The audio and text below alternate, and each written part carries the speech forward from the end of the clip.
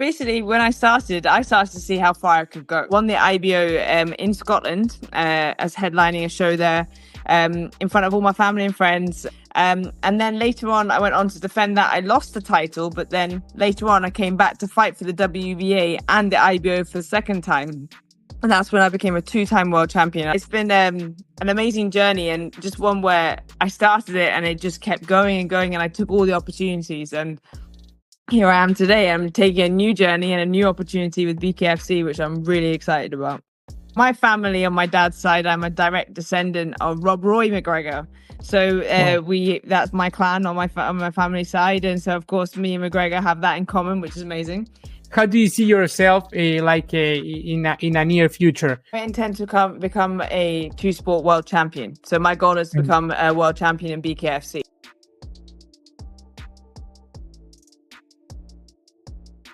¿Cómo estás, Nico? ¿Todo bien? Acá estamos ya de regreso, que estuvimos ahí en un viaje. Ahora vamos a contar un poquito más de detalles sobre el viaje, porque gracias a ese viaje trajimos al invitado que tenemos hoy. Sí, la verdad que y hay una consecutividad ahí que también lo vamos a comentar, que es el mismo deporte o la misma liga y el mismo tipo de disciplina marcial y el mismo suceso de cómo se dio. Pero bueno, no hacemos spoiler. Sí. La verdad que bueno, para los que nos estén escuchando por primera vez, somos Martial Arts Studio. Somos un podcast de artes marciales y filosofía. Y bueno, y como tal, si nos estás escuchando, bueno, esta es la segunda temporada. Tenés toda una primera temporada de episodios, más de 30 episodios de esa primera temporada. Y bueno, bueno, estamos todos acá siempre haciendo el aguante. Y bueno, Nico, ¿qué tenemos hoy? Contá un poquito. Pues hoy vamos a traer un invitado, una invitada súper especial, profesional en boxeo. Está virando su carrera ahora a todo lo que es el bare knuckle. Y ahora voy a hacer un cambio. We are going to switch the language. We are going to do this episode in English. This is our second episode in English. So I'm going to do the introduction to this magnificent guest that we are bringing today. So it's Hannah Rankin, Scottish professional boxer and musician, former IBO and WBA world champion, and the first Scottish woman to achieve this. She's currently a BKFC athlete, aiming to her debut next 12th of October in Marbella, Spain. Hannah, how are you doing? I'm doing great, thanks, guys. Thanks for having me on. It was great to meet you in the airport and have this chance meeting. It was fantastic. So I'm very happy to join you guys on the podcast today. The pleasure is ours. Thank you very much. That was what we were saying in Spanish. We are going to translate it. We were saying that we were back from this journey to Atlanta. This was we met at the airport with Hannah, and at first I saw you had a black eye, and then I read BKFC, and I thought, wow, is she maybe fighting in Marbella? And then that's why I searched your name, and wow, she's a former IBO WBA, and that's when I jump and ask if you were heading Marbella, and all of a sudden it turned you were going there. This is something very similar that happens a few months ago with another BKFC athlete. Her name is Suki Sanchez. She's an Argentinian and Spanish fighter, and I met her at the airport in Barcelona as well. It was the same scene, but in different countries. It was very, very amazing how it all happened. And then she has an episode with us in the podcast as well. That's brilliant. You know, sometimes I think you guys need to spend more time in the airports and you'll see more of us. Yeah. To find more athletes. But one question there is, what were you doing in Atlanta heading to Marbella? So I was actually in Atlanta. I was doing the commentary for the Alicia Baumgardner fight, and she was defending her unified world titles. So I was there for the fight between her and Delphine Persoon, did the whole undercard. I was actually doing the commentary with Austin Trout, who also happens to be on this card here in Marbella. So it worked out very nicely, and it was a fantastic experience. And very quick turnaround, very straight back again. Not too bad on the jet lag. It's not too far away, so it's okay. It's great to be back in Marbella. It's lovely and warm here. Atlanta was cold. Yes. So it's very happy to be back in the sun. Yeah, for sure. We were raised, not born. We were born in Argentina, but we were raised in Marbella. So that's why, yeah, we lived in Marbella for about 10 years. Then we moved to Granada. It's another city in the south of Spain as well. But it's fantastic in Marbella. And hopefully we will be around that weekend, the 12th of October in Marbella too. So wish all the luck. We will go in a few moments down to the fight, and you let us know how you're heading to this fantastic venue. But at first, the first question we always start with is, who is our guest? Who is Hannah Rankin? So I'm obviously a Scottish female professional boxer, but also I'm a professional classical musician. I was born in Scotland, raised there. We have a sheep farm. So my family are farmers, fantastic lifestyle, but I went into a music career, and then I didn't get into my boxing until my early 20s. I was just doing it for fun and fitness, but found out I had a bit of a passion for it and obviously a little bit of a talent. And then as me had 21 professional fights now, and I've won 2 world titles, boxed all over the world, been on some amazing cards in some amazing places, and it's been a fantastic experience. And obviously alongside my music career, it's also allowed me to travel. Being a classical musician is great. You get to go all over the world, but also get to teach and work with young people. So all of these things work very well together for me. And people think I'm crazy being a classical musician and a fighter, but it's all about performing. You get a chance to perform under the lights for an audience, and I love that. For sure. That's amazing. That's amazing. So you would say that the both loves of your life, if I could call it that way, are music and boxing, right? How do you merge them on the perfect way? Because if you excelled in music and also excelled in boxing, is because you are very good. You were very good by merging those 2 disciplines. Yeah, so I practice, obviously, know how to practice very well. I'm very good at practicing. I've been doing that for years in my life as a musician. And when I started doing boxing, obviously music was the majority of my time. I was doing concerts, I was performing around the world. But as boxing became a bigger part of my life, it started to take over a little bit more. And obviously when you're training for a world title fight, it's a 10-12 week training camp. There's a lot of work that goes into it. So music took a backseat, but for me, music's something I'm going to have my whole life. I can't always fight. I'm not going to be allowed to be a fighter forever and ever.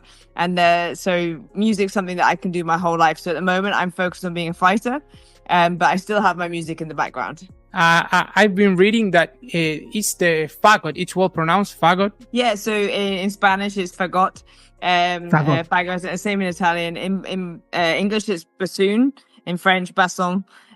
So it is heavy. It's the lowest instrument in the woodwind section. So I play in the same section with the flute, the clarinet, and the oboe. It looks kind of like a big didgeridoo with silver keys and a silver bit that comes out. But yeah, it's a woodwind instrument, and we play the bass line. And it's a very quirky instrument. It's not the most popular instrument in the orchestra, and that's probably what drew me to it. I started on the flute. I did the piano when I was younger, but the flute was the main one, and then I ended up getting an opportunity to play the bassoon later on. An old lady donated a bassoon to my school. So I said, I want to play that. It looks totally weird. Give it to me. So I ended up with that. So I ended up with the bassoon, and we always play the joker in the orchestra or the quirky bass lines and things. And we're quite important because we actually regulate the pitch of the woodwind section. That's our job. So yeah, it's a fantastically interesting instrument, a little bit odd. But yeah, I absolutely adore it. It's my principal study. I've got a master's professional diploma on that as well. So yeah, it's my main love. That's really amazing. As far as I know, it takes like 10 or 15 years to master an instrument, right? So it's like a long journey. Yes, very long. Lots of hours of practice, lots of focus, lots of dedication. It's the same thing with boxing. You're always learning new things, always learning from different people, experiencing new cultures, wherever you go to different countries. The best thing about my two jobs is that music and boxing are universal languages. So I don't need to speak the language of the country. Like, even though I do try very hard, my Spanish is improving. But yeah, I do try very hard. But it's amazing to have something where you don't need to speak the same language as somebody to be able to play with them or to box with them. That's an amazing thing. Yeah, and I also wanted to ask you, you mentioned I would also like to ask you another things about related to music and box, but we can go for that in a bit.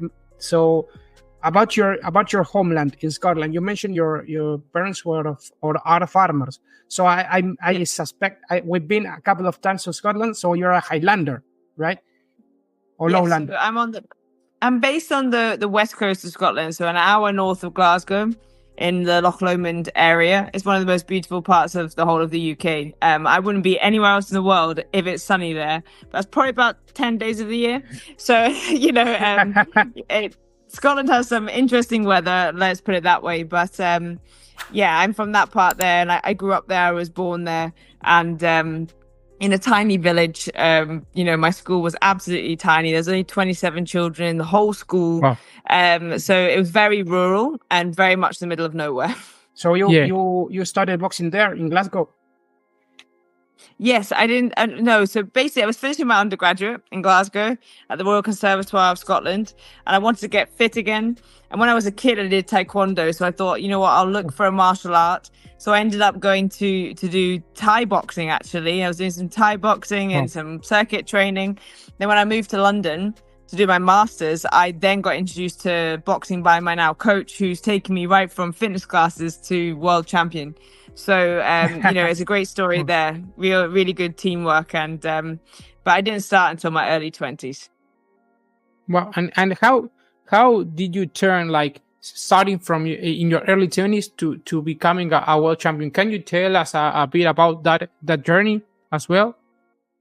Yeah, so basically when I started to see how far I could go. I didn't start to finish something, or become a world champion or anything. I started to see how far I could go because I had a real passion for the sport. I found that I loved everything about it. I loved learning about it. I'm like a sponge, So it was amazing to start that and then suddenly have success and keep going. And I've never ever turned down a fight. I've fought everybody, anybody, everywhere, at different weight classes, all over the place. So for me, I think I took every single opportunity given to me.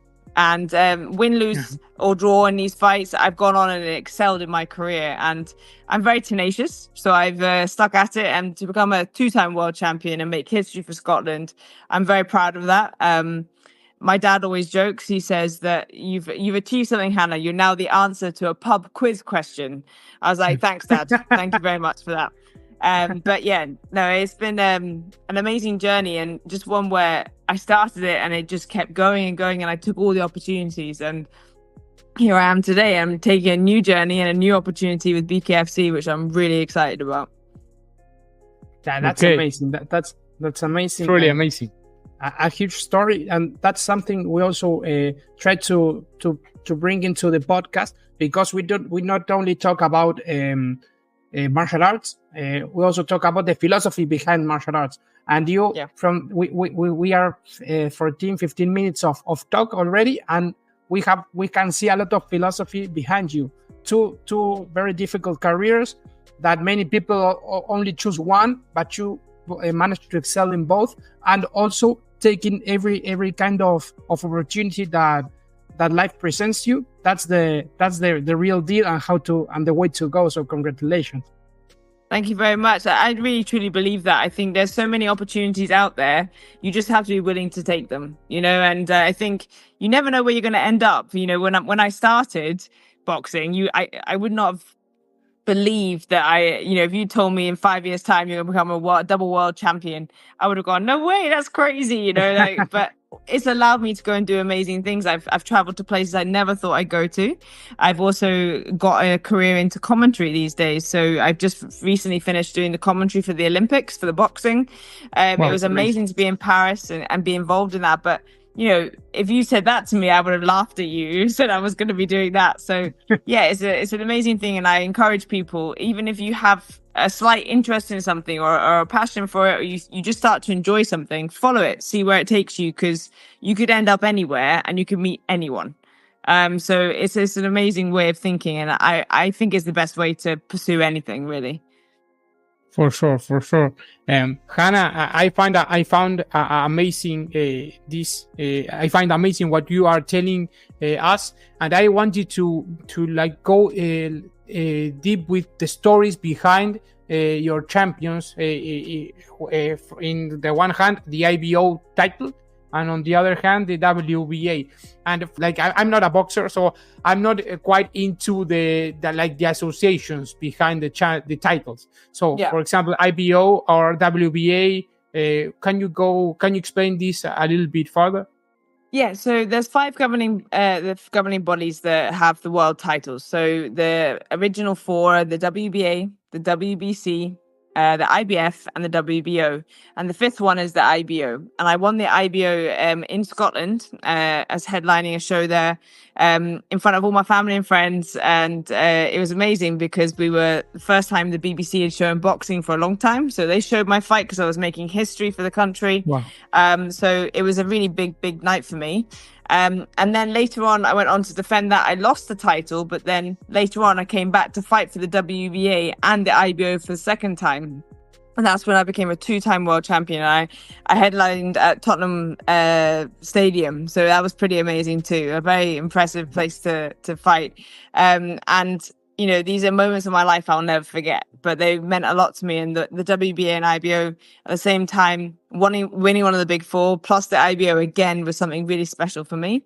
And it was kind of just after the pandemic and all that sort of stuff. So no one had really been doing much, you know, and it was a big night for everybody. So I'm very proud of my achievements with that. And, you know, for me, having become Scotland's first female world champion, now I do a lot of work to support the younger generation coming through. So I work with Boxing Scotland, which is our amateur side of things in Scotland. And I help support the females and all the girls that are coming through. And we've got a really great starting point with that. You know, there's so many girls coming through. The future is very, very bright. But for me, my main goal is to see another world champion, another girl come out of Scotland as a world champion, because that would just be the icing on the cake for me. That'd be perfect. Wow, that's amazing. That's amazing. And something very interesting is also happening. While you were also telling this, something very similar happened here in Spain with Ilia Topuria in different types of martial arts and disciplines, but also here in Spain, as you mentioned, it encouraged a lot of people to try these new disciplines, and that's very interesting because martial arts also help people to put their way into a good path, right? Yeah. I also saw on your Instagram that you also support mental health, right? And that's something I believe that it's also very helpful. Yeah, I think martial arts is fantastic for that because it gives you a focus and a drive. It also allows you to have routine and discipline, which is so important. And most people say, oh, I don't need a routine. I don't need that in my life. And actually, as human beings, we thrive under a routine. Routine allows you to create great opportunities. It allows you to, focus your attention properly. It allows you to be able to pick ideas and move forward with them instead of being haphazard. So I'm a big fan of routine, and I think martial arts teaches that, and it gives you the discipline. Like for young people, especially if you come from a difficult background, a boxing gym is such a safe haven for young people. You know, especially with all this situation we have with knife crime and gangs, especially in the UK. So it's a real safe place for people to come, and you learn respect there. You know, when you're there, you can't just go in there and have a fist fight with somebody in a boxing gym because they'll make you look silly. So it teaches you how to control your anger. It teaches you how to express it properly and put your time into it. So I think it is important to look at martial arts for help with mental health, because there's so many positives that can come out of it. I also read that you share roots with McGregor in this. He's a clansman as well as you are. That's right. Yeah. So my family on my dad's side, I'm a direct descendant of Rob Roy McGregor. So that's my clan on my family side, and so of course me and McGregor have that in common, which is amazing. But you know, it's great to have that sort of deep history in your family and to be able to trace your roots all the way back. My aunt, Auntie Mary, she's amazing. She did the whole family tree, and my great grandmother is buried beside Rob Roy McGregor. So you know, it's really exciting to be part of that and have that sort of lineage. And you know, the clan motto, when you translate it, it says my race is royal. So the idea is it goes back to the first king of Scotland. So for me, this is something that I'm incredibly proud of, very, very proud, and it's in my blood. You know, that's in my blood, and Amazing. That's something no one can take away from me. So yeah, it's a great connection, and obviously with Conor McGregor being such a big part of this huge night here in Marbella, it's been great to work with him. Fantastic learning from him. It's just been brilliant. That's amazing. Yeah. Before jumping to the BKFC event, I want to tell that as Argentinians, we are very fond of Scotland. We've been there good. a few times, and we love Braveheart. I don't know if it's truly if it's true to the history itself, but it introduced you to this history of Braveheart. You know, Robert the Bruce, that he's the real Braveheart. So Stirling, the Inverness and this. It's amazing that you've been. It's fantastic, and obviously Scottish people are the best people. That's what I'm going to say. For sure. People are the best. Very friendly. Yeah, we're friendly. We have a great history behind us, and we're real warriors. And we work very hard for what we've got. You know, we're a very, very small country, but we pack an absolute punch. And people love coming to Scotland. When I studied there, a lot of the students that came to study for their undergraduate, they never wanted to leave because they love being in Scotland. You know, and I do miss Scottish people when I'm not home. You know, they're the best kind of people to be around. And I remember that when we were there, all this the pronunciation, like it sticks into your brain. You know, you enter saying Edinburgh and then you say Edinburgh. All of a sudden you start Edinburgh. My wee friend, or some phrases like that. Yeah, you start using the phrases we and I, and these things come out. So my Scottish accent comes out a lot more when I'm home. I've been in London now for 12 years, so it's a long time to be away. And but apparently my coach says my Scottish accent comes out when I get angry. So I'm usually quite happy most of the time, so most people don't hear it. You would say that the Scottish last comes out when you enter the ring, right? That's amazing. So going to the big event. So before that, one question: how did you manage to flip from boxing to bare knuckle boxing? How was that transition? Well, for me, I wanted a new challenge. I was really excited about going to do something new, and the offer came in, and I thought, you know what, this is something that's going to really get me going and get me excited. And, as you can probably tell, I love a challenge. I like a new challenge. There's something to really get my teeth into. So this has been really exciting. It's totally different in some ways and very similar in other ways. You know, obviously it's all fists. There's no kicking and knees, which is a bonus. I'm looking forward to that. And I think as well, like the training's similar, but I've been doing a lot more work sparring with MMA and Thai and K1 fighters. The style's just different, you know? So it's kind of been nice to break out of the just boxing mold and look into different things and work on all those different areas. And I've had some fantastic preparation. My coach, Noel Callan, and Reg Byrne, who's just joined my team from SBG over in Ireland. It's, I've had some fantastic support from them and the whole of Conor's team, of course. And, I'm feeling absolutely $1 million, and I'm ready to go out there and showcase what I can really do as a former 2-time world champion from another sport. And I think this event is going to be incredible. I think it's going to be a massive night. And I think people are just going to really start to really get involved in this BKFC thing, because it's like you take it right back. You go back to gladiatorial times. You know, this is like gladiators in the Colosseum. Yes. And that's it. That's what gives me the excitement, makes my heart rate go. And I just feel excited about it. How does the training? You were saying that you start sparring with G1 fighters, MMA fighters, because as an audience, what we see is that you lack of a big globe so the stance it might change a bit. You cover you're not that much cover when as if you're fighting with gloves. Is that right? So. Yeah, of course, it's very much different. And it's been great putting on MMA gloves, because that's been totally different. It's very accurate. And the smaller gloves, and obviously without the big gloves, you haven't got as much protection. You know, that's just the difference. But for me, I've really enjoyed it. It's taking away the extra padding. It keeps you sharp. It keeps you alert. The difference for me is that this is only ever 5 2-minute rounds. So like for me, I've been preparing for 10 twos for world title fights. So suddenly I have less time. So it's getting prepped and ready to go, and it's much faster. Everything goes. So the pace of it and everything, that's been something to get used to. But I've actually really been relishing it. It's been fantastic to learn new things. That's amazing. And how do you see the event? So are you expecting? So this last week, 1 week and a half. How are you preparing mentally for the challenge here in Spain? Well, we have Franco Tenaglia that is also part of the event, and it's generating a lot of expectation. How are you preparing mentally for this big stage?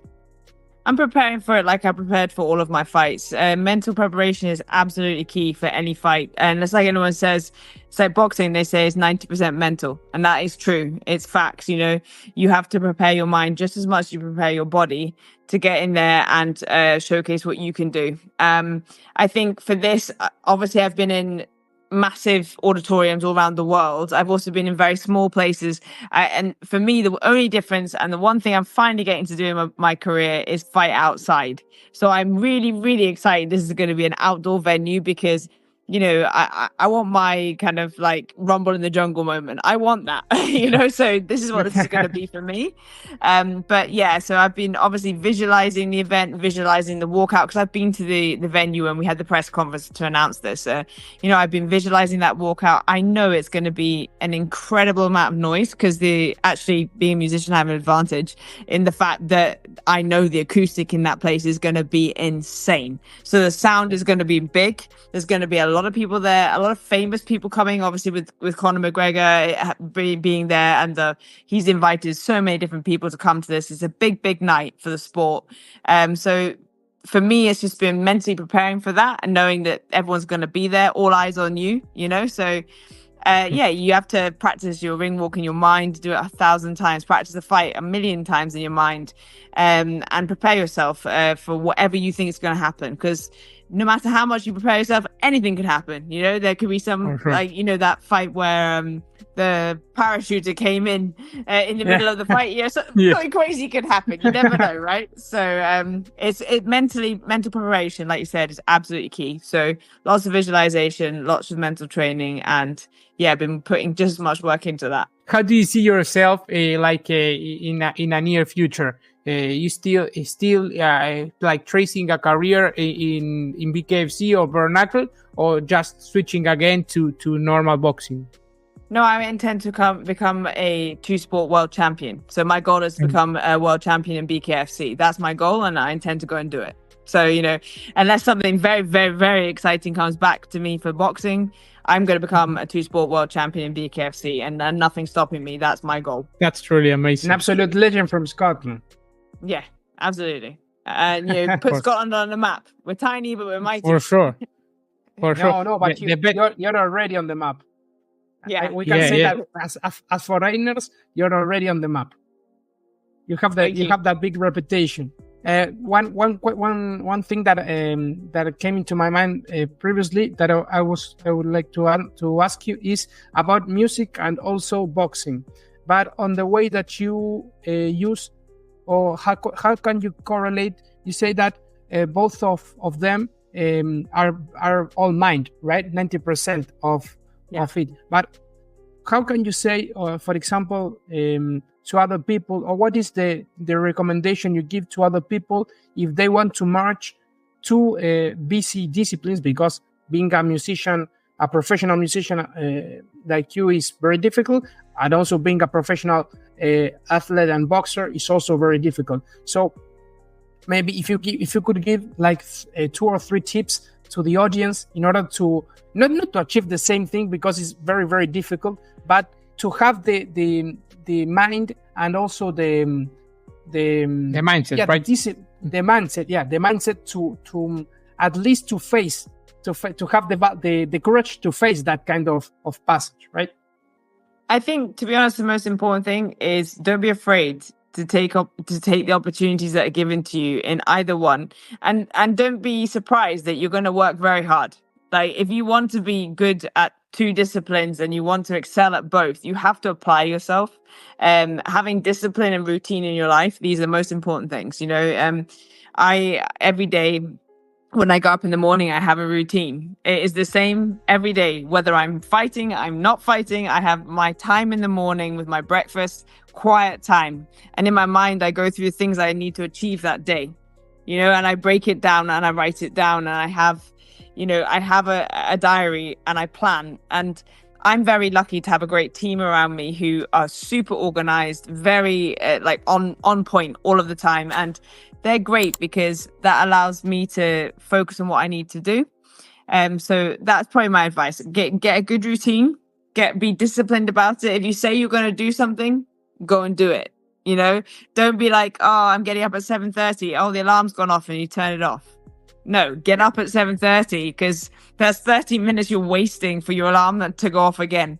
You've got a lot of stuff to do in a day, and make sure you portion your time carefully. You need to have time for one discipline, time for the other, and then time for recovery. Recovery is massively important. So you have, but what I mean by recovery, you need to be able to have time for sleep. That's one. You need time to yourself to relax. Whether it's seeing friends or family, whether it's just going and reading a book, having 5 minutes time to yourself, this is important, because if you don't give yourself time to recover, you can't then put 100% into what you're trying to follow. So recovery is absolutely key. And that can be anything from sleep through to seeing people, just having some downtime, resting. These are important things. And also eat well. Eat well and drink lots of water, because then you can actually, your body's firing on an amazing situation where you're fueling it right, your mind's right, you're ready to go, and you can go and attack whatever you need to do. And that's probably my best advice of everything. Take care of this, because then this can do the rest. That's impressive. That's it. Yeah, super powerful. In Latin that says mens sana in corpore sano. That is, if your mind is good, your body's good. Your body is good, you're healthy, yeah. How many, how does your routine transform when you are in this week? Do you train the same? I guess you don't, right? But do you eat more, perhaps? Do you eat less or eat more? How does it sort of? Well, this last week is the hardest week for fighters, because we're making weight. So, we're getting ready to step on the scales at a particular weight. Exactly that. That's what you're looking for. So, of course, it's the hardest week in some ways, because you're eating less and all that sort of stuff, but you're also training less, because you're sharpening everything up. You're kind of being held back by your coaches so that you don't let it all out in the gym. And that for me is very hard, because you're training, you have a routine, you train every day.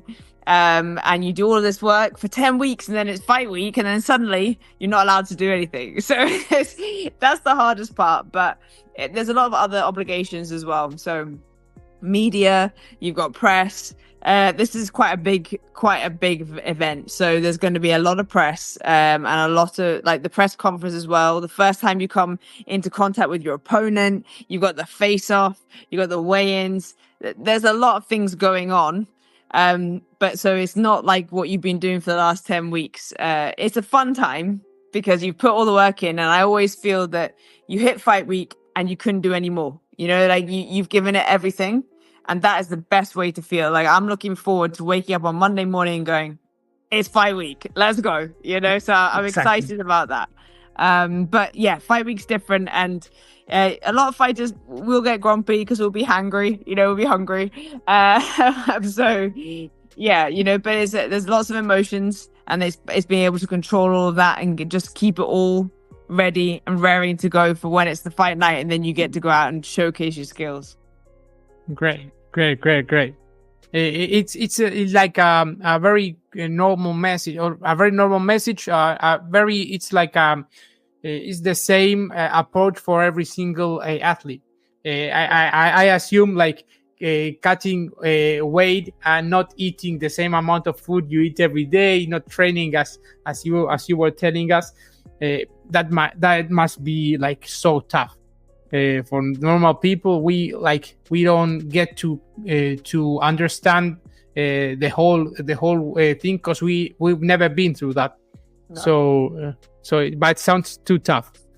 To be honest, I always think, why did I not pick a sport where I could just eat what I want, But Sumo, perhaps. Yeah, exactly. Make it simple. But to be honest, it makes people it makes you like super focused, like, really focus the mind. And then when you make the weight, come on, you're ready to go. That's the exciting part. Amazing. Okay, so we have 2 more sections to go. And cool. The first one we want to show you is a brand new section. A bit of context. Agus and me, we have a startup. It's an AI startup. We were in Atlanta because we were showcasing our startup in Georgia Tech. So wow, cool. So we've developed. So we were thinking, we have this passion that it's martial arts, and we have this the thing that brings food to our table, that it's AI. What can we do to merge both passions? And we built an AI that is a martial art expert. So we always ask the guest to ask whatever he or she wants, and we expect the AI to answer in a good way. Is Bruce Lee the greatest martial artist of all time? So Bruce Lee is widely regarded as one of the most influential martial artists of all time, but labeling him as the greatest depends on the criteria used. His impact on martial arts, especially in popularizing it in the West and as inspiring modern MMA, is undeniable. Why Bruce Lee is often considered one of the greatest: philosophy and innovation, cross-training advocate that this is great, cultural influence, physical capabilities, and the limitations go with competition record. Lee never had a competitive career like modern fighters in MMA or combat sports like boxing, and it's a different era. Bruce Lee existed before the modern era of mixed martial arts competitions, where fighters test their skills against top-tier opponents across various styles. This modern greatest of all-time conversation often revolves around fighters with established records like Anderson Silva and George St. Pierre. So it's a very complete answer, right? A very good answer. I actually really like that. I think it's a brilliant way of bringing everything together. I love Bruce Lee. Like, Bruce Lee's obviously a hero of mine. So like, I think but what it says here is brilliant, and it's very complete. Very, very good. Okay. So do you wish to ask the AI something else? Who is the biggest puncher of all time? They're very good questions. Oh, well, I like games, so this is good for me.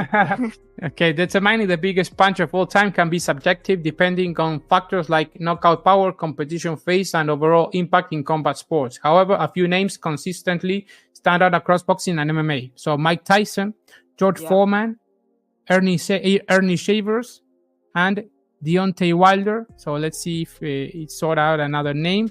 Francis Ngannou. Yeah. That's a massive knockout. Julian the Hawk Jackson. Yes, there we go. That's what I was wanting it to say. And honorable mentions: Rocky Marciano, Robert Duran, Igor Von Vanchin, I hope I didn't pronounce it. That's a hard one. That's a really good answer, because those are the people. I wanted Julian Jackson to come up because he's known for being one of the biggest punches knockout artists of our time. So I'm glad that came up. I want obviously George Foreman, which is amazing. So in terms of the Hawk, the AI denotes that while not as well known to casual fans, Julian Jackson is considered one of the most fearsome punchers in boxing history, especially in the middleweight and light middleweight divisions. He was known for his ability to knock out opponents with a single blow, often from either hand. Notable knockouts: Hero Graham, Terry Norris, Buster Drayton. Amazing. Yeah, he was the guy from my weight class that I would have picked. So, in conclusion, the AI picks Francis Ngannou and Deontay Wilder. Yeah, so that makes sense. They're the biggest guys for the weight for the punches. I might have argued to say that maybe George Foreman might be better than Francis Ngannou, but that's personal preference. Yeah. Okay. So that's all for now for the AI. It passed the test, right?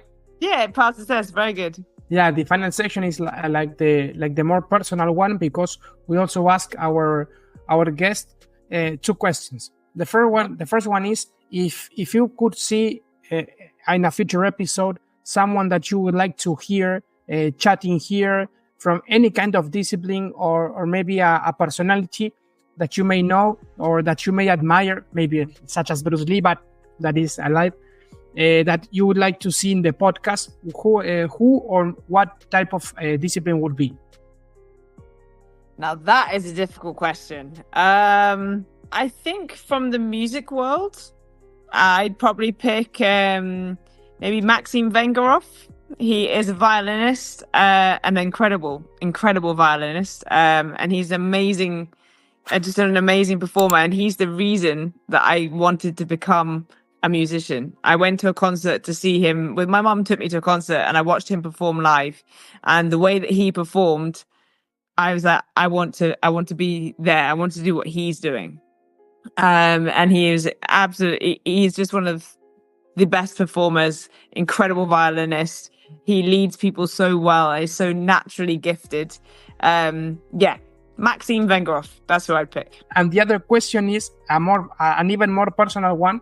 So that would be if you could talk to the Hannah that was starting with maybe taekwondo or boxing, or music, what would you say to her? I would say to her that wearing your heart on your sleeve is a gift, and don't be too shy about it, because I was always I'm a very emotional performer. I'm an emotional fighter. What you see is what you get with me, and I wear my heart on my sleeve. No matter what I do, I give it everything, and it's a gift. It's not a negative thing, and it's not something to be shy about. That's what I'd say. That's amazing. Super powerful message. Yeah. So that's it. It was fantastic, Hannah. We really appreciate your time and your you accepting our proposal to. Honestly, these things are meant to happen. I really do believe in that. I met you guys at the airport. I said, yes, this is wonderful. Some things are just meant to be. But thank you so much for having me on. And also thank you so much for doing this in English. I know it's been, difficult, and, my Spanish needs a lot of work. But thank you. Don't worry. Well, when you master Spanish, we might do it in Spanish as well. Let's do it. A second shot. Fantastic. Sure. Well, thank you very much for having me. It's been wonderful. And I'm going to go and run. So I'll speak to you guys soon. Thank you very much. For sure. For all of those that reach here, thank you for having the time. And síganos en Martial Art Studio. Tienen ahí las redes sociales de Hannah, Team Rankin y las nuestras. Y bueno, nos estamos viendo en el próximo episodio. Os.